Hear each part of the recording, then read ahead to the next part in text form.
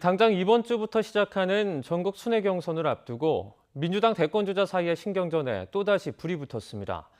이른바 무료 변론 의혹에 이재명 지사 측은 당에서 제재해야 한다고 목소리를 높였지만 이낙연 전 대표 측은 수임료만 공개하면 될 것이라며 적반하장이라고 맞섰습니다. 김태민 기자입니다.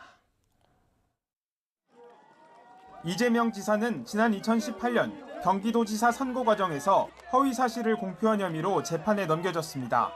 당시 2심에서 당선 무효형을 선고받은 이 지사는 대법원 판결을 앞두고 대규모 변호인단을 꾸렸는데 이 비용이 최근 도마 위에 올랐습니다. 본인의 선거법 재판 3년에 걸쳐서 계속됐고요. 30명의 호화 변호인단이 도왔던 것으로 알고 있습니다. 그런데 그 수임료가 무료도 있었다. 제 개인 사생활에 관한 것이어서 구체적으로 말씀드리는 것은 적절치 않는 것 같습니다.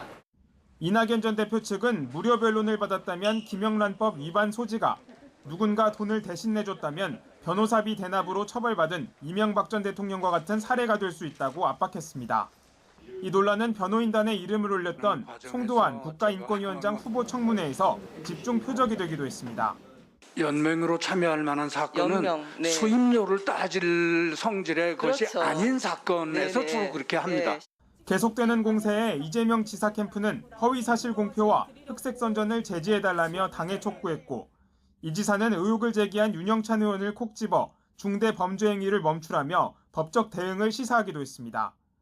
하지만 이낙연 전 대표 측은 네거티브가 아닌 검증 차원의 문제 제기에 오히려 적반하장으로 반응하고 있다며 수임료를 공개하면 간단히 해결될 사안이라고 맞섰습니다.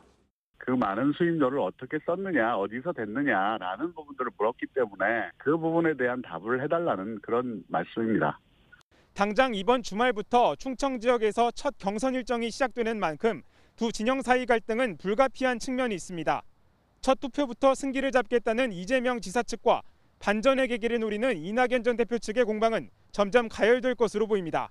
YTN 김태민입니다.